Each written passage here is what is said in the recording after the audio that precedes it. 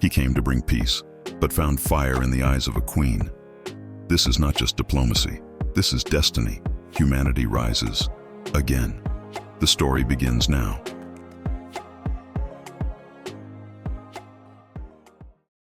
The twin suns of Toronto burned low over the horizon, one gold and one red, turning the desert sky into a sea of molten fire. The settlement of Carnvos shimmered beneath their light, domes of silver clay and windswept banners flapping lazily in the copper wind. To Commander Michael Clark, the air itself felt heavy with dust and history. This was humanity's first diplomatic mission on Toronto, a world long whispered about by traitors who claimed its blue-skinned natives could sense lies and taste emotion in the air. Michael had come prepared for everything: complex trade negotiations, security risks, cultural misunderstandings. Everything except, perhaps, how strangely beautiful this place felt, alien yet oddly familiar. He stood straight among the delegation, his formal uniform crisp despite the heat. His dark hair was streaked with early gray, a mark of too many peace treaties signed under fire. Around him, the alien elders of the Turanian tribes spoke in their melodic, throaty language, translated in real time by small earpieces that buzzed softly in his ear. "The trade routes you propose would benefit both our peoples," said Elder Ka, his leathery blue skin catching the sunlight. "But there are complications with the northern tribes." Michael inclined his head. "Complications," he repeated, the diplomat in him alert. "Perhaps we can address those specifically." The elder's long white hair shimmered as he shifted. "Perhaps," he said, tone unreadable. Nearby, his 7-year-old son, Jaime Clark, stood on tiptoe, clearly bored out of his mind. He had been allowed to accompany his father on this historic mission for educational purposes, but for a boy who preferred building model starships to sitting through speeches, it felt like punishment. Michael caught the faint sigh behind him and almost smiled. "He's holding up better than most politicians I know." The boy's eyes wandered across the open square, past guards and envoys, past rows of alien spectators, to a cluster of Turanian children playing in the sand. They used polished stones of different colors to draw patterns, lines intersecting in mesmerizing geometries. The alien kids looked up when Jaime approached, their silver-white hair glinting like threads of moonlight. One of them, a tall boy with a thin tail curling lazily behind him, tilted his head. "You wish to play?" The translator bead embedded in Jaime's ear struggled with the accent but got the meaning across. Jaime grinned, eager. "Sure," but before he could join them, something caught his eye. A small figure sat apart from the group, near the edge of the settlement, a girl, younger than the others, maybe 5 or 6. Her skin was a paler blue, her eyes large and luminous, watching the others play but never joining. The wind tugged at her braided white hair. Her small tail drew lonely circles in the sand. Something about her silence pulled at him. Maybe it was because he knew what it felt like to be the outsider. The diplomat's kid, always moving from one world to another, never belonging anywhere. Jaime turned away from the group and started walking toward her. Instantly, the other children stopped their game. The tall boy made a sharp hissing sound, then drew a finger across his throat, a gesture that needed no translation. Jaime froze for a second. "Stay away? Why?" He hesitated, but then squared his shoulders like he'd seen his dad do 100 times and kept walking. "Hi," he said, kneeling a few feet away. "I'm Jaime, what's your name?" The girl's eyes widened. She said nothing, curling her tail closer. Jaime tried again. "Can you understand me?" A tiny nod. He smiled, rummaging in the pocket of his travel vest. "You look lonely." "I used to be lonely too." His fingers closed around cold metal, his most treasured possession. A miniature model of an Earth ship, the ESS Intrepid. His mother had given it to him before her final mission to Proxima. She hadn't come back. He held it out between them. "Here, you can have it, It's good luck," the girl blinked, clearly confused. "Why?" "Because..." He hesitated, the words soft. "Because it helped me remember that people can come back, even if it's just in here." He tapped his chest. For a moment, she didn't move. Then, cautiously, her small 3-fingered hand reached out. When their fingers brushed, her skin felt warm, like sunlit stone. Her voice was almost a whisper. "Aliyah," she said. "My name is Aliyah." Jaime's grin spread. "Hi, Aliyah. Want to play?" Her face changed completely, uncertainty melting into a shy, radiant smile.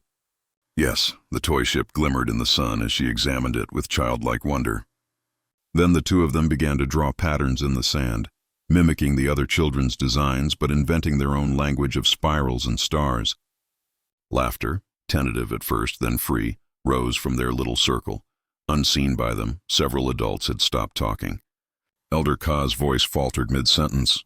His gaze locked on the two children. Michael followed the elder's eyes and felt an instinctive tightening in his gut. His hand moved toward the sidearm holstered discreetly under his jacket. Something wrong? Elder Ka's throat made a dry sound that might have been a laugh. Your son approaches the outcast child. Michael frowned. Outcast? The elder's expression darkened. She is the daughter of Chief Turan of the northern tribes and one of our own women. Their union broke ancient custom. The child spends half the year here, but she belongs fully to neither world. Michael studied the scene. His son and the little girl side by side, tracing symbols in the sand. I see no harm here, he said quietly. Children often do what adults forget how to. The elder looked at him for a long moment. Unreadable. Indeed, Commander. More than you know. He turned away, gesturing for the others to resume the meeting. But the air had changed, charged with something unseen.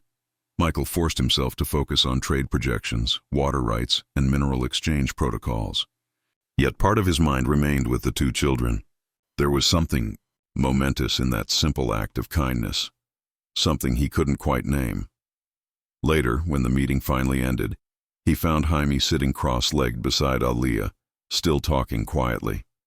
The alien girl's laughter sounded like wind chimes. Time to go, kiddo, he called. Jaime looked up, reluctant. Just 5 more minutes? Michael sighed, glancing at Elder Ka, who gave a faint, almost worried nod. 5 minutes. Then pack up. The sun had dipped low now, casting long shadows across the dunes. As Michael turned toward his quarters, he caught sight of something that made him pause. From the nearby cliffside, several Tyrannian scouts were watching the children. They weren't settlement dwellers.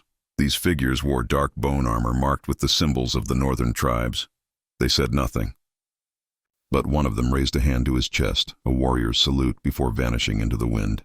Michael frowned. That's new, he murmured. That night, the settlement glowed with campfires and quiet conversation. Jaime fell asleep, clutching the small pouch that had once held his toy ship. The stars of Toronto stretched endlessly above. Michael stood outside, gazing at the twin moons that hung like pale sentinels. He had negotiated with generals, dictators, and kings. Yet no moment had ever felt as delicate as the one he'd just witnessed between two children. He didn't know it yet. But word of that act, the human boy's gift to the outcast child, was already spreading across the desert. Riders were mounting swift beasts under the cold starlight. Drums began to sound faintly in the distance, echoing across the dunes. By morning, 500 warriors would march toward Karnvos, not for war, but for something far more dangerous: hope. Dawn on Toronto arrived slow and deliberate, a bruise of indigo easing into the twin suns' advance. The settlement of Karnvos still wore last night's light like a held breath. Doors yawned open and silhouettes moved with the sleepy efficiency of a community that rose with the sun and slept with it. Michael Clark's communicator buzzed before the first streak of gold, an insistent, clipped tone that cut through the fog of fatigue. He answered, voice raw from too little sleep. "Commander, you need to come to the perimeter," Lieutenant Parker said. Her voice carried the thin edge of someone who had traded sleep for vigilance. Now. Michael's hush of mourning collapsed into an immediate alert. Years of military training snapped tight in his spine. He dressed in under 3 minutes, the old reflexes faster than reason. Jaime slept, oblivious, curled like a question mark against a blanket. Michael hesitated only long enough to smooth the boy's hair, then left him sleeping. There would be time to explain later. At the edge of the settlement, Parker stood on a rise, binoculars raised, her jaw set like a drawn wire.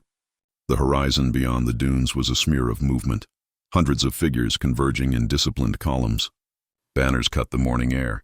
In the pale light, their symbols read like war and honor stitched together. "I count at least 500, Parker said without looking away. "Not in an attack formation. They're approaching."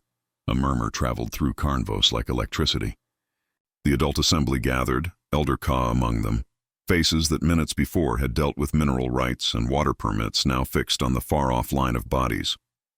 Michael took the binoculars and saw what Parker saw. A vast tide of warriors, long spears and curved blades hanging at their hips, armor pieced from polished bone and metal that shone oddly in the dawn. They moved with a cadence that suggested ritual, not raid. Elder Ka crossed himself in whatever private, ancient gesture his people used. "The northern tribes," he said finally, as if stating it aloud would steady his voice. "They have come."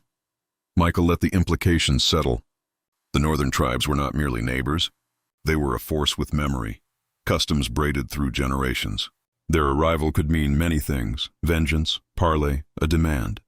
But when the first riders, taller than the settlement Terranians, their skin a deeper blue and their faces painted with elaborate markings, pulled within sight, something else steadied the air.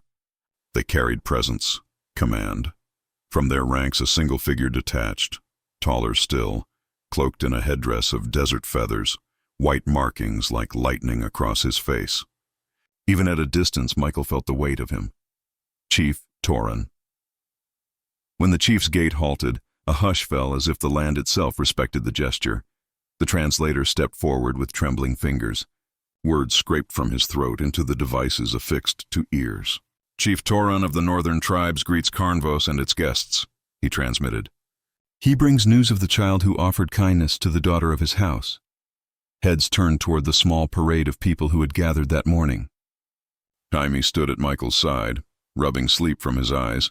The pendant Chief Toran had not yet presented to anyone tucked secretly into his shirt pocket. No, that hadn't happened yet. Jaime's face, still soft with boyhood, tightened into a posture of stunned curiosity. When Chief Toran strode forward, the settlement's own Terranians bowed low, an instinctive, collective obeisance to a history deeper than any treaty. Elder Ka remained upright but lowered his gaze with respectful restraint. The chief's voice, when it came through the translator, rolled like stone. "We have come," the translator said, "to see the child who did not reject the one all others turned away from.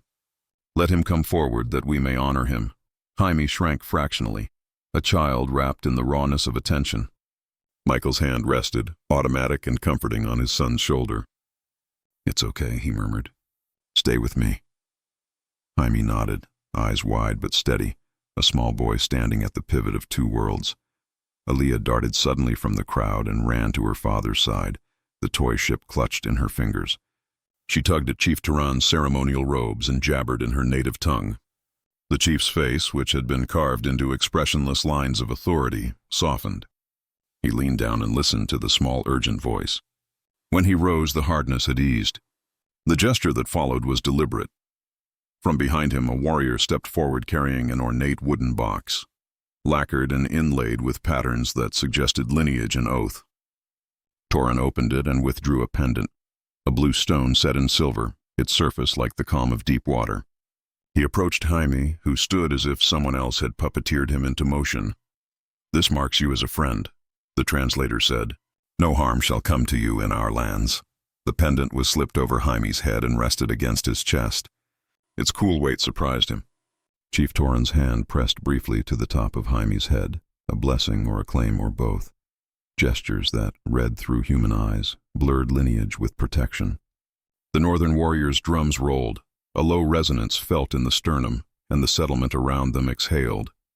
It was ceremony. It was theater. It was a bridging of things that treaties could not accomplish in a single ink stroke. Michael bowed, a diplomat's reflex, but his gaze caught another figure out of the corner of his eye. She was not the secretary of any delegation, nor a simple guard.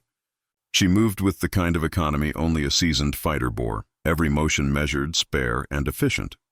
Her armor was plains hunter at first glance, but close inspection revealed craftwork, filigree etched in silver swirling over dark plates, a shoulder guard carved to resemble a wing of some ancient bird. Her facial markings were delicate, almost artistic. They honed the features of a face built for both command and thought. She stepped from the ranks behind Toran as if born from the same wind. Her posture suggested nothing soft. She put no stock in softness. But when she looked at Michael, the effect was small and sharp. a glance that reached past uniform and title into the man beneath. She touched her fist to her chest in a precise salute, a warrior's invocation. "I am Nara," she said through the translator's thin buzz. "First blade to Chief Turan." Michael mirrored the salute, almost reflexively. "Michael Clark," he answered. "Commander of the Earth delegation." Her mouth quirked just so. "You study us," she observed. He allowed himself a dry laugh. "And you study us." A moment later she added, "While the elders speak of trade, perhaps we might exchange knowledge of another sort." The offer hung in the morning air, part challenge, part invitation. For a diplomat, it was a dangerous sort of mercy, the chance to learn by doing rather than by words, to strip away misunderstanding through the blunt instrument of shared skill. Michael found himself intrigued, despite the whisper of protocol that would have preferred caution. "Perhaps we do," he replied, keeping the conversation neutral even as something unsaid in his chest loosened. He had not been on Toronto to spar with warriors. Duty kept him seated at long tables with men and women who measured their lives in policy, yet the glance he'd exchanged with Nara felt like the start of a different ledger, one counted not in signatures but in understanding earned under pressure. The ceremonies wound down and the northern encampment set itself in respectful distance. There was a new rhythm to Karnvos. The presence of 500 warriors transformed idle gossip into a communal heartbeat. People moved with a shared sense of consequence. Conversations, once about commerce and logistics, folded into something older, stories, lineage, and an awkward, fragile curiosity about what the other race might bring. Jaime walked with his pendant heavy at his throat. Aaliyah at his side like a small shadow, the toy ship between them, held with that sacred way children protect treasures. Michael watched them both and felt something that was not simply relief. It was the dawning recognition that the small kindness of a child had already shifted the course of their day, perhaps much more. Across the perimeter, where the newly arrived northern tents cast long ceremonial shadows, Nara found a quiet moment and touched the marking near her throat. A personal talisman, perhaps, and looked out over the settlement with the same measured gaze she had used on Michael. Her interest was not idle. She had seen what a single honest gesture could do. She had seen what it meant to a chief to have lineage recognized, and to a child to be held. She did not yet know how tightly fate would loop around this morning. She only knew that on Toronto stories were not written in ink. They were hammered into bone, sung into drums, and sealed by the smallest of choices, like the moment a boy gave away his most precious toy. By dusk, the two suns bled out behind the dunes, leaving the desert wrapped in a copper twilight. The settlement of Karnvos had never been more alive or more tense. 500 northern warriors now camped beyond the perimeter, their banners fluttering like tongues of flame in the wind. The Earth delegation's lights glowed brighter that night, a human defiance against the vast, alien dark. Michael Clark leaned against a railing outside the main dome, the sound of distant drums still echoing in his chest. The ceremony had ended peacefully, but peace on Toronto never came without conditions. His instincts, honed through 3 wars and countless negotiations, refused to rest. Something in the air felt too still, too fragile. Inside the dwelling, Jaime sat cross-legged beside Aaliyah. The two children had become inseparable. They traded words in both languages, laughing through mistranslations. The toy starship now rested on a woven mat between them, polished from constant handling. "Your people live in the sky?" Aaliyah asked, eyes wide with wonder. "Yeah," Jaime said proudly. "Not all of us, but some. My dad says space is just another desert. You gotta respect it or it'll kill you." Aaliyah tilted her head. "Maybe one day I'll see it." "You will," he promised. "I'll take you there myself." Outside, the desert wind shifted. The first faint tremor passed through the sand, a vibration felt more than heard. A minute later, the alarms began. Michael burst into motion before the klaxons fully formed. The comm on his wrist flared to life. "Commander, unidentified craft incoming from the northwest." Parker's voice crackled. "Low altitude, fast. Definitely not northern." Michael's heart dropped. "Raiders?" "Confirmed." He was already running. The first explosion ripped through the stillness, a concussive wave that rattled the domes and sent Turanian civilians scattering. From the horizon, a black ship swooped in low, its hull sleek and predatory, engines howling like some mechanical beast. Bolts of crimson energy raked the settlement, tearing into storage pods and igniting sand into glass. "Evacuate civilians to the shelters," Michael shouted, drawing his sidearm. "No one fires until I say." Nara appeared through the smoke, armored and ready, her twin curved blades already drawn. Her eyes burned with fury. "Taxra," she hissed. "Scavengers, cowards." "Scavengers?" Michael echoed. "Slavers," she corrected coldly. "They sell lives and technology to the collectors." Her voice was calm, but the way she moved, like controlled lightning, spoke of old hatred. Jaime woke to the blast. The ceiling shook. Alia cried out as debris fell. The air tasted of ozone and dust. "Stay down," he shouted, pulling her under the low table as another beam tore through the wall. Outside, Tyrannians screamed. The settlement's defenders scrambled for weapons, while the northern warriors reacted with terrifying precision, forming ranks even before orders came. Michael and Nara sprinted toward the learning dome, the place where the children studied. "It was already under attack! Covering fire!" Michael barked, and Parker's unit responded instantly, their rifles spitting controlled bursts of plasma. "The air smelled of scorched iron! Inside!" Michael yelled, and they burst through the dome's entryway. Inside, Lieutenant Parker knelt behind a collapsed beam, weapon steady. "Children secure, sir." "No casualties yet." Jaime's head snapped up. "Dad!" Relief flickered across Michael's face.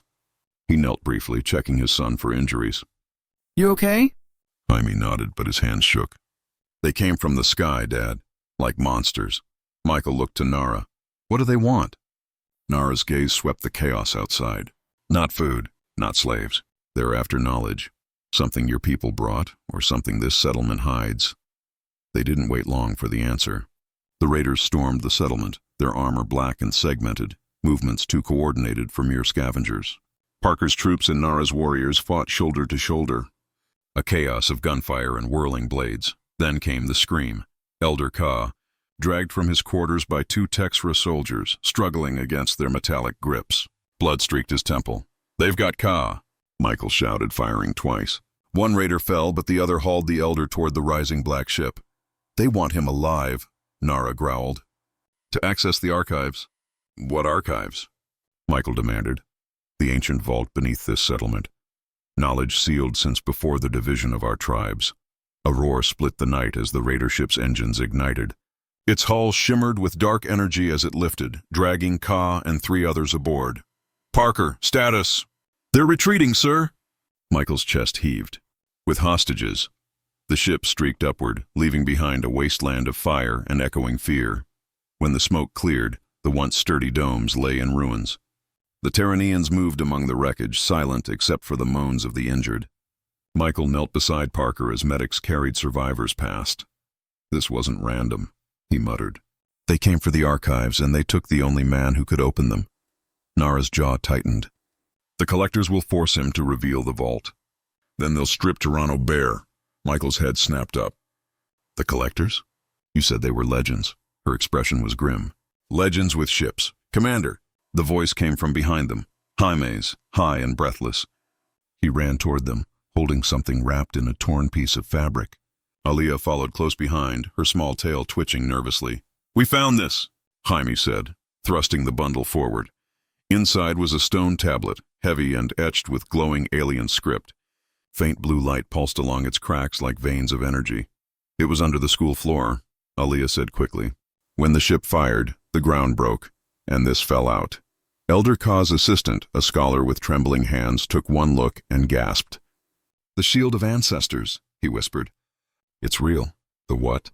Michael asked. "A myth," Nara said, but her voice trembled. "An ancient defense system said to protect all of Toronto from invaders. It hasn't been spoken of for centuries. Can it help us get the hostages back?" "If it can be activated," the scholar said. "But the site lies within the burning canyons, deep inside Texra territory." Michael's eyes met Nara's. "Then that's where we're going." Chief Toran stepped forward, his armor scorched but his presence undiminished. "The canyons are cursed," he said flatly. "They twist the mind. Even my warriors do not tread there lightly." Michael stood. "We don't have a choice. Ka's knowledge is our only leverage, and those people deserve to live." For a long moment, the chief said nothing. Then he turned to Nara. "You will lead them." Nara inclined her head. "Yes, my chief." Jaime's small voice broke the silence. I want to go too, Michael turned sharply. Absolutely not. But Dad, Aaliyah can read the markings. The tablet reacts to her touch. All eyes shifted to the girl.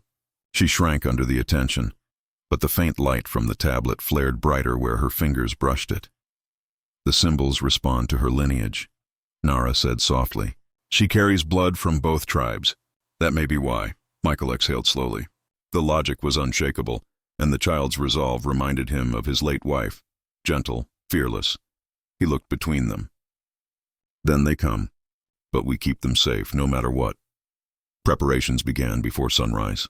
Earth soldiers loaded gear onto hover sleds. Northern warriors strapped bone armor and checked weapons. Terranian healers painted protective sigils across their forearms. The air smelled of ozone, oil, and old magic. Michael reviewed the mission with precision. A small team, fast and silent. His security squad, Nara and 2 elite warriors, plus the children and a settlement guide who knew the canyon paths. Lieutenant Parker would hold the settlement with Chief Toran in case of another attack. Nara approached him as the twin suns edged above the horizon. She was armored for battle, her hair braided back in intricate knots. You still have time to reconsider, she said. Michael smiled grimly. I've never been much good at reconsidering. She regarded him for a long moment. Then may the ancestors walk with you.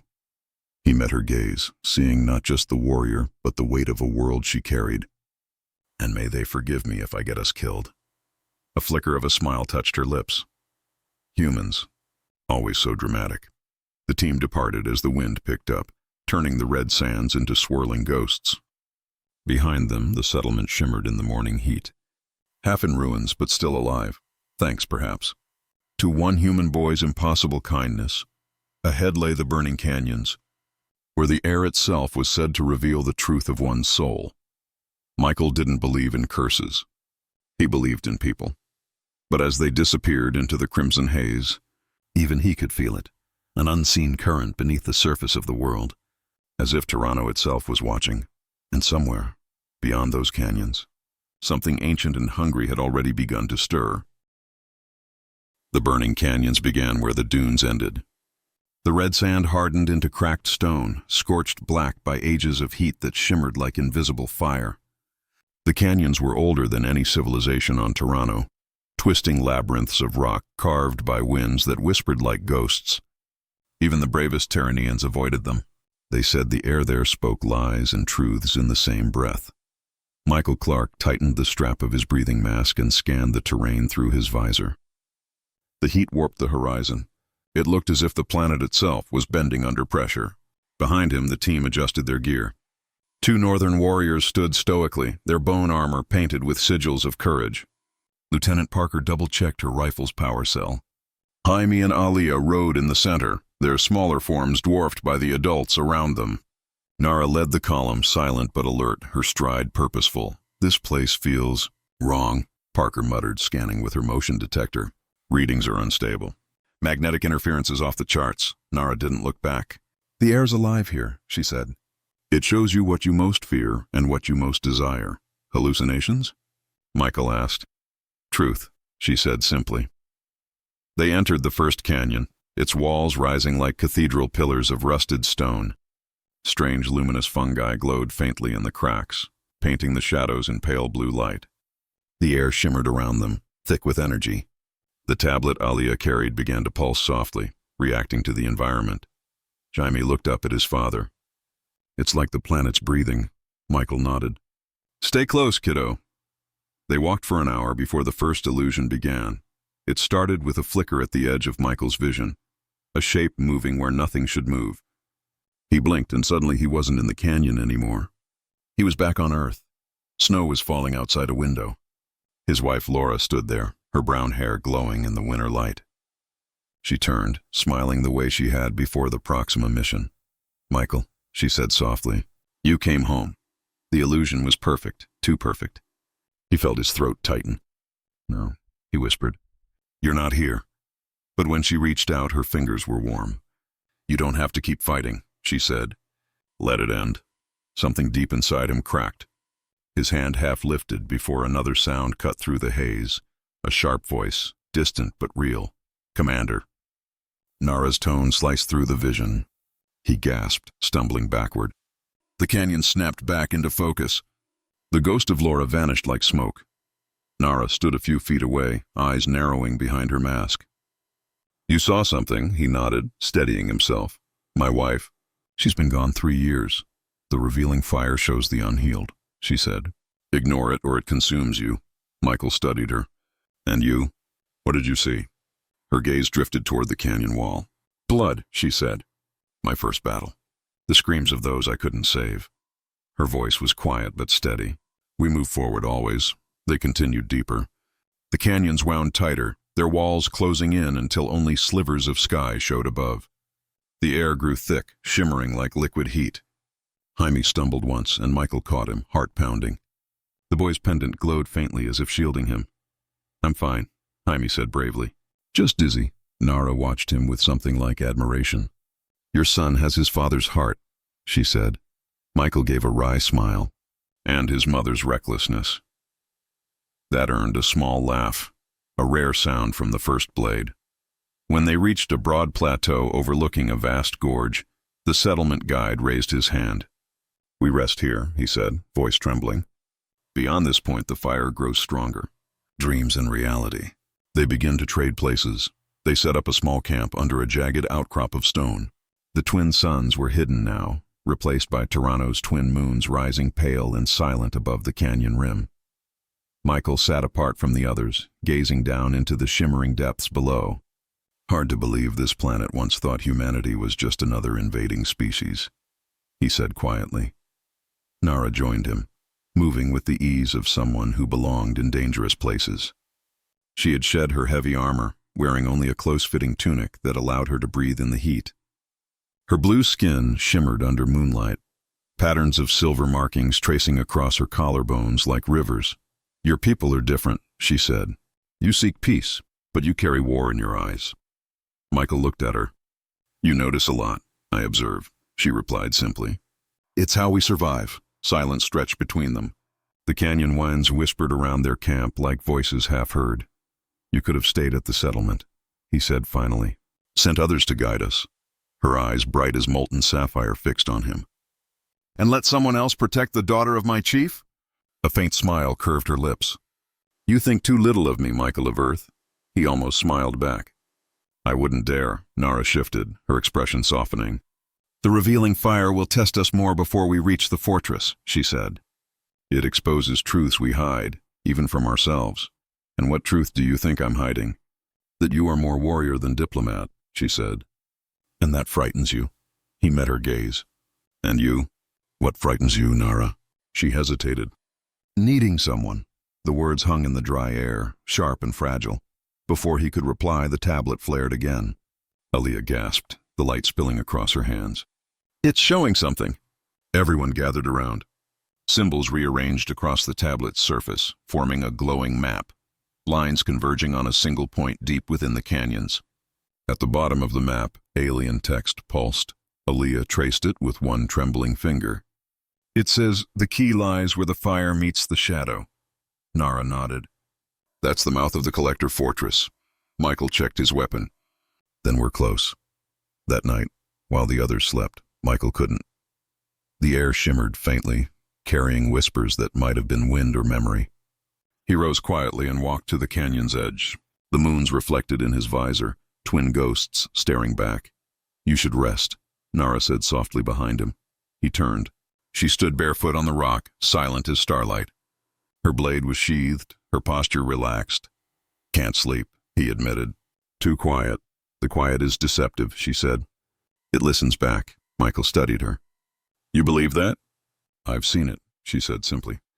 "The canyon's fire reveals the threads that bind us. Sometimes it burns them away." She stepped closer, her voice lowering. "There is a Terranean tradition.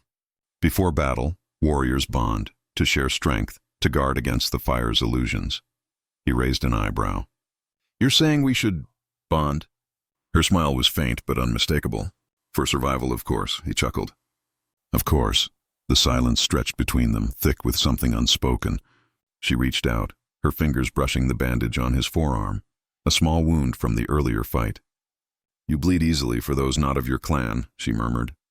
That is not weakness. Her touch lingered. Among my people, she said, we believe the heart is a blade. To use it is to risk being cut. He met her eyes. Then I guess I've been bleeding for a long time. Her lips curved in something halfway between sorrow and affection. Then she leaned in and kissed him, soft at first, then deep, fierce. A collision of two soldiers who had long forgotten how to be anything else. The canyon winds howled around them, carrying the echoes of 1,000 ghosts. But in that moment, there was only warmth, only connection. When they finally parted, Nara rested her forehead against his. Whatever comes, she whispered, we face it together. He nodded. Together. At dawn, the team broke camp. The air had changed. It pulsed with a rhythm that felt alive, almost sentient. As they descended into the deeper gorge, the walls began to glow faintly. Veins of blue light tracing their path forward. Aaliyah walked beside Jaime, both children silent but resolute. Dad, Jaime said quietly, do you think Mom can see us right now? Michael looked down at him. If she can, I think she's proud. Jaime smiled faintly. Then we'll make her prouder. Ahead, the canyon opened into a vast chasm, a wound in the planet itself. Across it, embedded into the rock face, loomed the fortress of the Texra, a black citadel of metal and stone humming with power. Above it, storm clouds gathered, though no weather system should exist here. Nara drew her blades. The stronghold of the collectors, she said, and the heart of the fire. Michael studied it, the weight of 1,000 decisions pressing on his chest. We get the captives, he said. We destroy whatever they're building. Then we go home. Home, Nara repeated as if tasting the word for the first time.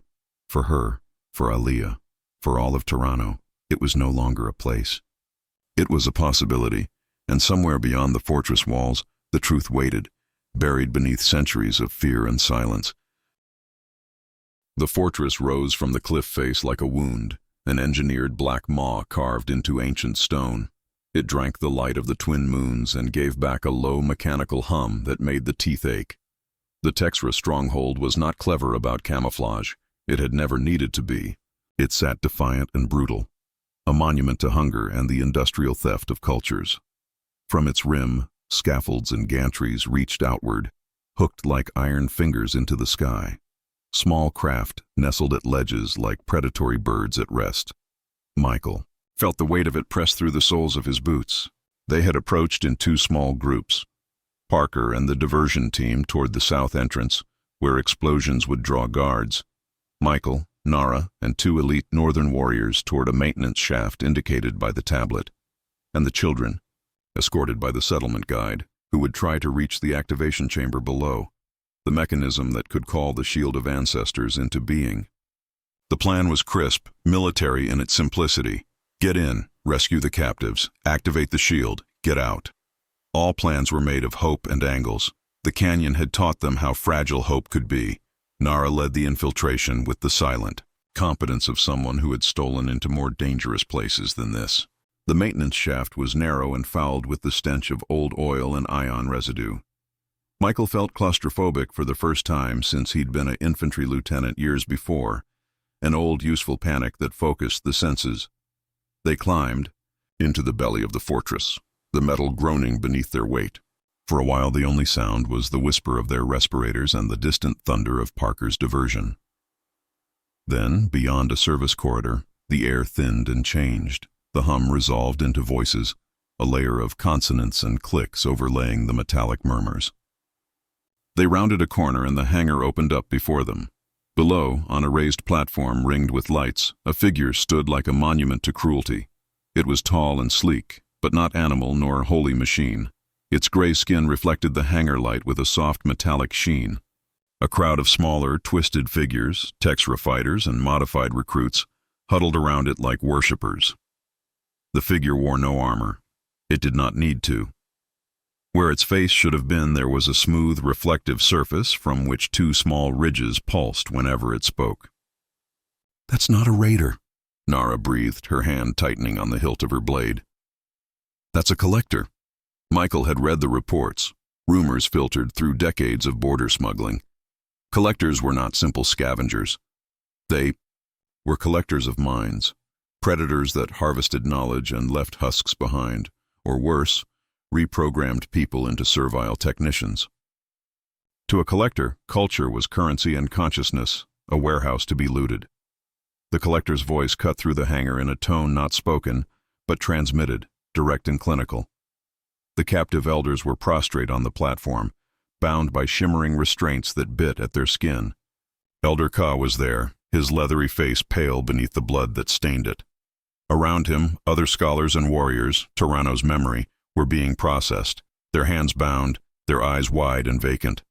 Michael felt bile rise. "They're extracting knowledge," he whispered. The collector didn't need to be told. It raised a slender hand, and one of the techs attached a curious silver instrument to Elder Ka's temple. The elder screamed, not in words the human ear could parse, but the sound was elemental, filled with the ache of someone being unmade. "Now," Michael breathed. He moved, Nara with him, and they leapt from the shadowed catwalk, as if cast by a single muscle. Their entry split into chaos. Blades flashed and gunfire stuttered. Nara's curved steel sang as it took 2 guards. Down in a breath, Michael's rifle barked, his discipline turning calculation into mantra. Fighting in a hangar was a clash of rhythms. The Texra fighters were vicious but conventional. Parker's team and the Northern Warriors had weaponry and will. Michael found himself in a pocket between a collapsed crane and a console, trading blows with a fighter who moved with animal grace. The man's arm was augmented, mechanical veins coiling under skin that had once been Tyrannian. He was faster than he should have been. Michael's shoulder took a clean strike. The world narrowed to stars and the taste of copper. Pain flared, but he kept moving. There was no choice. Elder Ka's screams cut through the melee, a bell tolling the urgency of their mission. There, at the center of the platform, the collector had one of the elder's heads cradled like an offering. Slender tendrils probed at the elder's temples. Data streams, holographic filaments, unreeled into the collector's chest, shimmering with stolen images, languages, songs. "Stop it!" Nara roared, and she plunged forward with the kind of speed that made reality gasp. Her blade carved arcs of blue light. Michael surged, the training and instinct knitting into something older. They moved seamlessly, anticipating each other's shifts. A feint from Michael opened space, and Nara flowed through, her blade finding a joint in a collector tech's armor and splitting it. The collector turned. It regarded them with the same clinical attention it applied to artifacts. Michael lunged for it, but a repulsor field flared, throwing him against a railing. Pain laced his ribs, and for a breath he saw the world tilt. Nara threw herself at the collector, their movement a violent punctuation of steel and fury. She reached the platform's edge, launched herself with both blades overhead, an ungraceful, brutal strike intended to end the exposure of the elders. The collector reacted. Its limbs moved in a sequence too fast to track. A whip of metallic appendage, a shield that rippled like oil. The strike missed its mark by inches. One of the elders slumped as a conduit tore away, spilling blue light into the floor. For a moment, terror took shape in Michael's gut. The collector's reflexive surface, its face, distorted as if in amusement. "You cannot understand our value," it said through a speaker that sounded far away. "Primitive minds are rich with uncollected data. You will provide access. Your region will profit a new age." Nara didn't bother with conversation. She leapt again, this time catching a mechanical arm and grappling along the collector's flank. The two of them became a tangle of motion. For all its cunning, it had not anticipated the raw, intimate coordination 2 beings could summon from the need to protect. "Get the elders down," Michael screamed. The team surged. Parker's squad formed a human shield and rushed the bindings. A pair of Northern warriors hacked at the restraints with bone saws until they gave.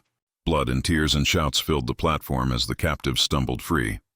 Elder Ka, weakened, scanned for comprehension. The collector's tendrils found him again, but a well-placed round from Parker's rifle severed the nearest conduit. Chaos became an instrument. The fortress thrummed as alarms screamed.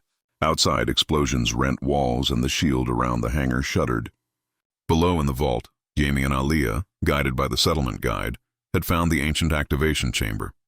Michael could not see them, but he felt the world tilt when the tablet's light leapt as if it had found a missing pulse. In the hangar, the collector realized its harvest was threatened, and its directives folded into anger, if such a machine could anger. It released a shockwave that sent men and Terranians rolling. Michael took the brunt of it, thrown hard into a pile of cables. Pain lanced through his shoulder and chest. He tasted metal in his mouth. His vision blurred. Something pale and furious swam at the edges. From across the chaos, Nara found him. She vaulted the console and landed beside him, breath ragged, blades blinking. For a second their eyes met, fierce and flooded with meaning, and he saw in them not only survival, but a promise hammered between two hearts. "There!" someone shouted. "The signal down below." Parker's voice cut through static and blood. The hangar lights dimmed as if in response to the tablet's pulse. Holographic images flared in the air, not schematics, not mere data, but scenes. Ancient footage of the collectors arriving centuries ago, images of bones and artifacts shipped away. A montage of deception, how seeds of mistrust were planted, how lies were made to fracture clans. Across every projection, the collector's technology glowed like a white-hot truth. The collector's voice escalated to a high metallic shriek. "You cannot stop the harvest. Regions will fall, knowledge will be owned. Resistance is inefficient." The elders, now steadied by healers, watched the projections with horror and dawning comprehension. Elder Ka's fingers trembled as he recognized a carved symbol, a mark he had seen on the oldest tablets and then dismissed as myth. The shield, if activated, did not merely repel weapons. It unveiled manipulation in a way the mind could not ignore. It would show people the truth of their past, the lies seeded in their histories by invisible hands. Below, the activation completed. A shockwave like a bell tolled through the planet. Light, not destructive but illuminating, washed the hangar. The collector convulsed as the shield's influence crawled through its systems, scrambling its neural processors and flooding its receptors with the memories and faces it had stolen. For a machine built to amass knowledge, being confronted with the truth of its theft was a kind of annihilation. Its metallic surface warped, then cracked. Nara seized the moment. Leaping with a scream that was half battle cry and half grief, she drove both blades through the collector's core. It tried to respond, tendrils snapping, but the shield's wash had already muddled its commands. Where steel met circuitry, there was a flash of white light, and the collector's body folded inward, collapsing like a statue whose strings had been cut. A final, distorted phrase rasped out of its speaker, less a sentence than a splinter of thought. "We are efficient." The sound dissolved into static, then the fortress began to fail. Systems designed to maintain stability overloaded as the shield's energies pulsed through the architecture. Cracks webbed across metal plates. Gantries buckled. Explosions punched holes in the ramparts, and the hangar rumbled like a beast in pain. Michael crawled toward Nara, the world tilting with every breath, and she squeezed his hand, blood on her fingers. "We move," she said, voice steady though the world fell apart around them. They gathered the elders. They ran beneath showers of sparks and collapsing beams, and the fortress, which had stood for an age on stolen knowledge, imploded in a thunderous implosion that sent a wave of dust and ion light up into the canyon. The hangar doors folded inward, and the black citadel folded like paper scorched at the edges. Outside on the ridge, as they stumbled free of the collapsing fort, the team watched their ruin sink into the canyon like a dying thing. Survivors cheered. Some cried. Chief Tehran stood with Michael and Nara, his chest heaving, throat wet with emotion too immense for words. Jaime and Aliyah emerged from the vault, dirty and glowing faintly from the tablet's afterimage. Children who had touched an ancient power and not been undone. Elder Ka, wrapped in a blanket and leaning on a northern warrior, raised his head. His eyes were clear now. The haze of stolen memory had passed. He looked at Michael and then at Jaime, and his voice, when it came, shook like a bell. "Your son did not merely give a toy," he said. He opened our eyes. Michael's ribs hurt and his shoulder was heavy with pain, but he felt a warmth that had nothing to do with adrenaline. Around him, the settlement breathed as one, the past unspooling and knitting together anew. The prize of victory was not just in the fall of a fortress, but in the reclaiming of truth. The collector was dead. The vault was safe. The shield radiated like a promise in the canyon air, powerful, wary, a watchful guardian that had been asleep for generations, and now, reluctantly, awake. As they trudged back to Karnvos, survivors supporting the wounded, the sky above them cleared, revealing the twin suns, slow and indifferent, and beneath them a new kind of light. The glow of things made right, of histories returned, of alliances forged on the anvil of sacrifice. Michael looked at Nara as they walked, the dust of battle clinging to her armor like war paint. She met his gaze and, without words, sealed the understanding that had been made in steel and in blood. They had fought for more than territory. They had fought for memory, for children, for the right of a people to know who they were, and deep in Jaime's pocket, the pendant Chief Toran had given him rested warm against his chest, an emblem not of conquest, but of a promise, a bridge between two worlds that had, in a single day of fire and truth, begun to learn to walk together. The sky above Toronto was clean for the first time in weeks. Ash from the fallen fortress drifted through the morning air like faint snow, scattering over the dunes and domes of the settlement. The planet itself seemed to breathe again. The fires were gone. The raids had stopped. For the first time in living memory, the tribes of the north and the settlements of the south shared the same silence. A silence that was not fear, but peace. 3 days had passed since the shield of ancestors had awakened. The light that had once poured through the canyons had faded into a gentle pulse, a reminder carved into the sky that truth, once revealed, could never again be buried. In the open plaza of Carnvos, humans and Tyrannians worked side by side rebuilding what had been lost. Earth engineers patched power lines while northern warriors hauled broken domes upright. Children, human and alien alike, chased each other through the dust, shrieking laughter into the wind. At the center of the settlement, a new monument was rising, a pillar of polished stone and metal etched with the image of two small hands exchanging a toy ship. Michael stood a few paces from the crowd, his arm still bound in a sling, watching his son help paint the monument's base. Jaime was dusty, barefoot, and happier than Michael had ever seen him. Beside him, Aaliyah worked with quiet precision, her silver-white hair braided with strands of Turanian blue and human gold thread, colors of unity. When they finished, Aaliyah turned and pressed something into Jaime's palm. Michael saw the glint of silver, the small pendant that Chief Toran had once hung around his neck. "You keep it," Jaime said immediately. Aaliyah shook her head. "We share it," she said, the translation bead rendering her tone soft but firm. "Half the year with you." "Half with me," Jaime grinned. "Deal." They laughed, children unburdened by the centuries of suspicion that had shackled their elders. Behind them, Chief Toran approached, his massive frame now free of ceremonial armor. His expression held none of the guarded pride it once did. "Commander Clark," he said, his deep voice carrying the weight of two civilizations. "Your son's heart has done what war could not." Michael inclined his head. "He just wanted a friend. That is the truest beginning of peace," Toran replied. Elder Ka stepped forward then, leaning on a carved staff, his skin healed but still marked by battle. "The shield of our ancestors will guard this world from the collector's machines," he said. "But the greater shield is here."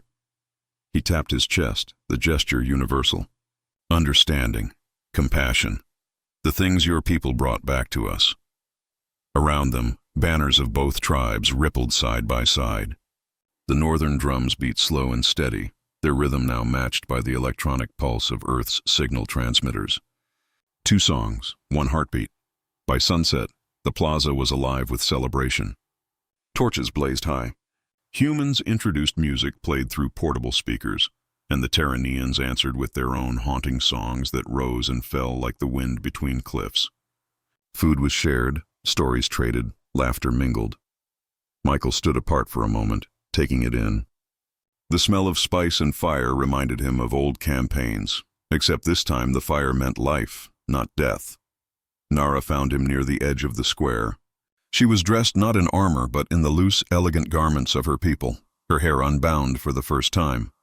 The silver markings on her skin caught the firelight and shimmered faintly. "You should be celebrating," she said, stepping closer. "I am," he replied, "just from a safe distance." She gave him a look that was equal parts amusement and affection. "Your shoulder?" "Healing," he said. "Thanks to your medics, and your herbs, and your very aggressive healers. That's what friends are for," she said. "Friends?" he teased, her smile deepened. "For now."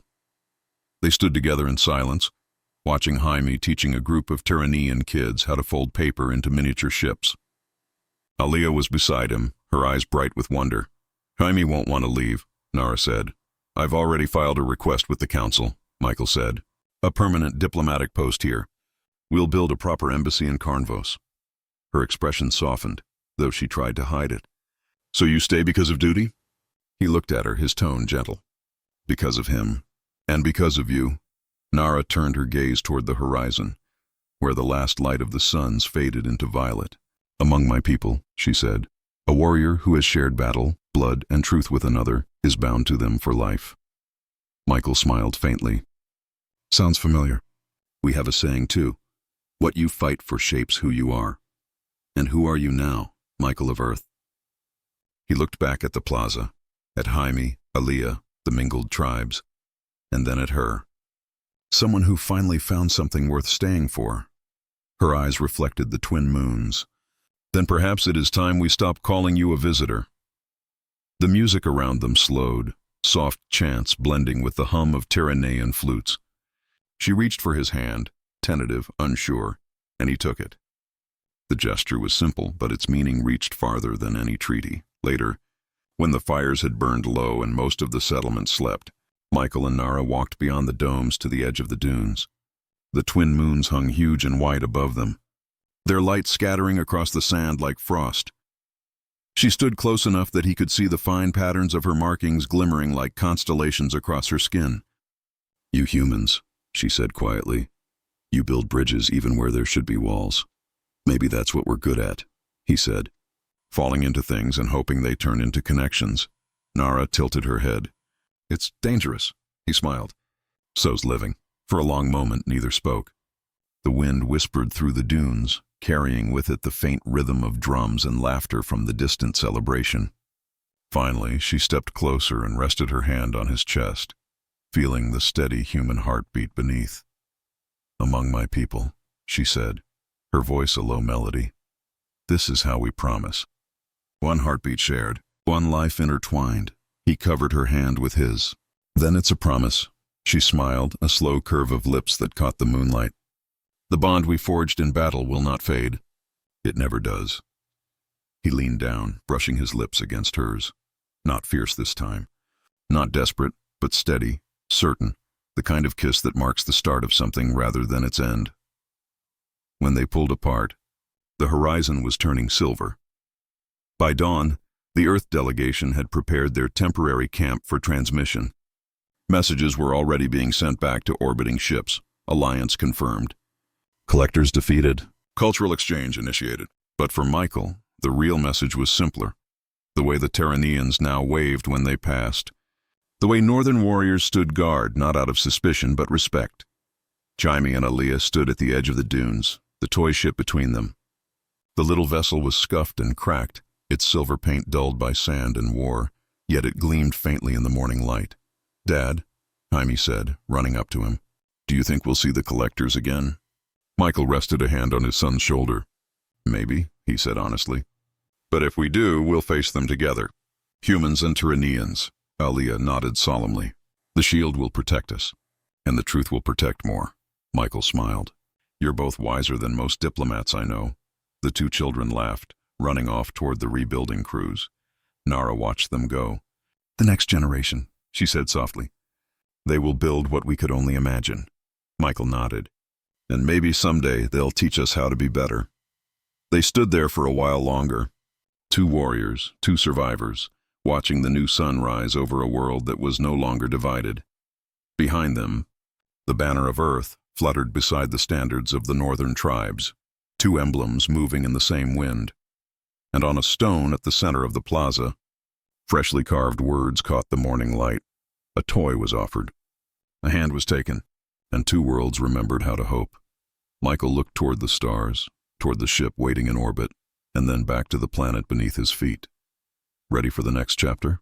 He asked quietly.